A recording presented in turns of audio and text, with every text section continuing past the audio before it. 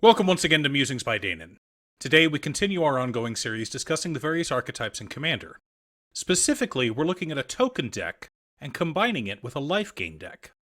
With cards like Veto, Thorn of the Duskrose, and Dina Soulsteeper, Lifegain decks have become more and more popular. Prior to Veto, many Lifegain decks were Storm decks that used Aetherflux Reservoir as a payoff to win the game, or maybe by flinging a Serra Avatar at someone's face. However, Piru gives us a new way to gain a bunch of life, by blowing up a ton of creatures. And if you need a bunch of creatures to die, what better way than token generation? Before we get into our deck list, please like and subscribe for more content. Also, leave a comment if you have any suggestions for making this deck better. Now let's keep in mind our deck building checklist: 50 mana sources split between lands and ramp, 10 pieces of card advantage, 8 to 10 pieces of spot removal, 2 to 3 board wipes, 2 pieces of graveyard hate, and 1 sudden I win card. So let's take a closer look at our commander and figure out some of the goals for this deck. Piru the Volatile is an 8 mana 7/7 legendary Elder Dragon with flying and lifelink. He is styled after the original 5 Elder Dragons from Legends, and comes with the same drawback. You have to pay 1 of each red, white, and black mana every upkeep, or sacrifice Piru. Fortunately, Piru comes with an awesome death trigger, and it's what we've built our deck around. When Piru dies, it deals 7 damage to each non-legendary creature. Remember, Piru has lifelink, which means that for every non-legendary creature on the board, we gain 7 life. And it just so happens that Veto, Thorn of the Duskrose, is in our commander's color identity. Now, we won't always be playing against people with massive board states, so we'll have to create one with a card like Veto on board. Ideally with tokens. With just Veto on board, in order to kill everyone at the table with a single Piru trigger, there would need to be a total of 18 non-legendary creatures on board. The life loss from Veto needs to be in batches of 7 after all. But we don't want to rely on a single card to get the job done, so we're also running Sanguine Bond and Epicure of Blood as backup. Brash Taunter, when paired with Warrior and Core, would deal 14 damage off of 1 Piru trigger. But Brash Taunter with Ascent of the Worthy and enough tokens is probably game-ending. For additional death triggers, we've got Zulaport Cutthroat and Bastion of Remembrance. Finally, in the hopes that we're not the only one with a bunch of creatures on board, we're running a copy of Toralf, God of Fury. But what about token generators? To start with, we have Krav the Unredeemed and Regna the Redeemer. Both are legendary, so they've survived Piru. They aren't the fastest at token generation, but they are solid additions by themselves. Additionally, we're running Assemble the Legion, a Crow and Horse, Decree of Justice, Tilinali Summoner, Army of the Damned, and Thalis Reverent Medium, another legendary token generator. Finally, we have a Blot Out the Sky, which, along with Piru, are the only 2 board wipes in our deck. There is also the obvious issue that we may need to cast our commander multiple times. 8 mana for a commander is no joke, and we really don't want to have to cast him more than once, especially with commander attacks. So we've got multiple ways to bring him back from the graveyard, starting with the already mentioned Ascent of the Worthy. We also have Kaya's Ghost Form, Feign Death, Malakir Rebirth, Supernatural Stamina, Demonic Gifts, Abnormal Endurance, Brought Back, Karmic Guide, and the classic Unburial Rites. Revel Arc combos nicely with Karmic Guide and can help us retrieve some of our smaller creatures, while Sun Titan can help us get back our Saga or other cards we need from the graveyard. Additionally, we have a copy of Command the Dreadhorde in our deck, which can act as our Sudden I Win card or a piece of graveyard hate. All of these are a form of card advantage, but to help dig through our deck and keep the threats coming, we have Siphon Mind, Village Rites, Wheel of Misfortune, Ambition's Cost, and Stinging Study, which is insane in our deck. Finally, we have Cleansing Wildfire. Since we're running the 3 indestructible artifact lands from Modern Horizons 2, this can be used as a piece of ramp, or interaction if our opponents play something scary, or hit our commander with an Imprison in the Moon.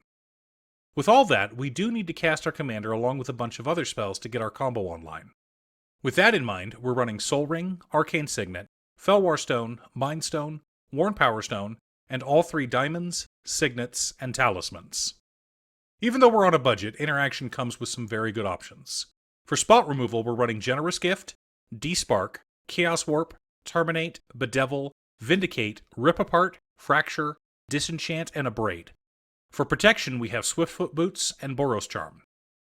With the lands, I already mentioned the artifact cycle, but we also have Check Lands, Guild Gates, and the Snow Duels from Kaldheim. If you want to save more money, you can cut the check lands for tap lands, but I like having some dual lands come into play untapped. Additionally, we have a Myriad Landscape for ramp, Exotic Orchard, a command tower, and a nomad outpost, a Bajuka Bog as a second piece of graveyard hate, 7 plains, 4 mountains, and 9 swamps. All in all, not too bad for a $100 deck. I've been brewing this one for a while and I'm really enjoying it. This build is not the fastest deck, but it can explode out of nowhere, which makes it a lot of fun to play. Let's compare it to our checklist before looking at upgrades. Mana, we've got 14 mana rocks and 37 lands, plus an MDFC, bringing us to 52. A little high, but that's okay, considering how expensive our commander is. For card advantage, we've got 19, which seems a little high, but 11 of those are there to bring back stuff from our graveyard. Spot removal, we have 10, which is right where we want to be. 2 board wipes, 2 pieces of graveyard hate, and Command the Dreadhorde is our sudden I win card. So we checked all the boxes and kept the list under $100. But what about upgrades? The first thing I looked at was upgrading the mana base, but that took the deck from under a $100 budget to over $300. These are some serious upgrades though, and will help us combo off that much faster. First of all, I cut the Snow Duels for Shocklands, the Guild Gates get upgraded to Bondlands, and we're cutting 1 each of our basics for a Field of the Dead, a Forbidden Orchard, and a Savai Triome. Forbidden Orchard is simply phenomenal in this deck, as every time we tap it for mana, it means Piru with 7 more damage, and we're gaining 7 more life. Finally, I cut a Plains for a Flagstone of Traquair, which works wonderfully with Cleansing Wildfire. Now, with the addition of a Field of the Dead, I felt it was appropriate to sub in half of our basics for snow-covered basics, making it easier to hit the required 7 differently named lands. Mana ramp, we're dropping the diamonds for a Smothering Tithe, a Chromatic Lantern, and a Dockside Extortionist. 2 of these cards come to $100 in upgrades, but they are both worth every penny. One of the things I was noticing with the budget list was how reliant we were on reanimating our commander.